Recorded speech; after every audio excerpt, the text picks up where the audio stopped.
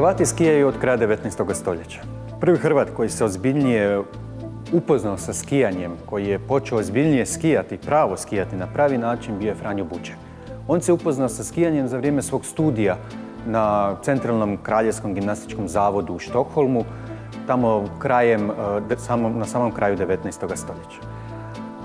Još za vrijeme studija Franjo Bučar ne samo da je naučio skijati, već je sudjelovao na skijaškim turama i prvim natjecanjima u Švedskoj.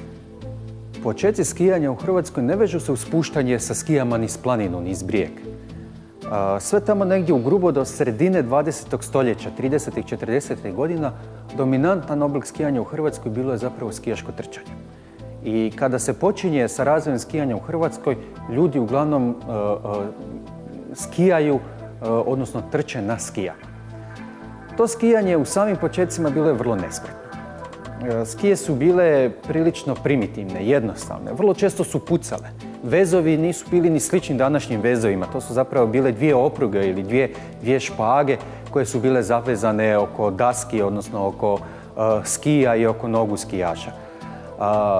Štapove uglavnom su koristili jedan štap koji je bio veliki, štap otprilike veličine skijaša, i samo to skijanje bilo je vrlo nespretno. Vrlo je zanimljiva priča sa samih početaka skijanja Bučara i njegovih tečajaca, koji su pozivali publiku, želeći na taj način popularizirati skijanje, da dođu gledati njihovo učenje skijanja, i onda su se Zagrepčani skupljali na Cmroku ili na Činovničkoj livadi i gledali to prve pokušaje skijanja i zapravo su se sprdali, odnosno smijali sa tim prvim skijašima, jer to je bilo vrlo nespretno.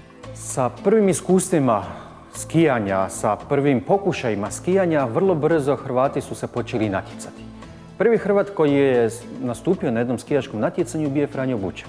Nastupio je na jednom važnom, uglednom skijaškom natjecanju u Češkoj, u Pragu, na kojem je osvojio srebrnu medalju, odnosno drugo mjesto.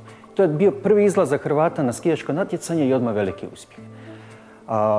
Vrlo brzo, ili par godina nakon Bučarovog uspjeha, prvi Hrvati na Platku počinju ostvarivati značajne rezultate. I jedni i drugi rezultati u skijanju bili su u skijaškome trčanju. Radilo se o disciplinama na 500 metara, odnosno na 7 km. Za ozbiljnije, masovnije, veće uključivanje Hrvata u skijaška natjecanja morali smo čekati tamo prvo desetljeće 20. stoljeća, kada je skijanje opet popularizirano nakon onih prvih pokušaja s kraja 19. stoljeća, zahvaljujući skijaškoj sekciji Haška i Zagrebačkom klizačkom društvu, koje je promoviralo između ostaloga i skijanje.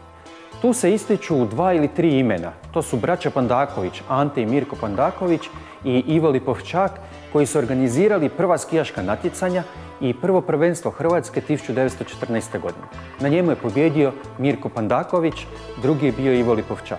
Prvi svjetski rat je zaustavio daljnje aktivnosti po skijaškom sportu u tom razdoblju i ozbiljniji nastavak razvoja skijanja slijedi tek iza Prvog svjetskog rata.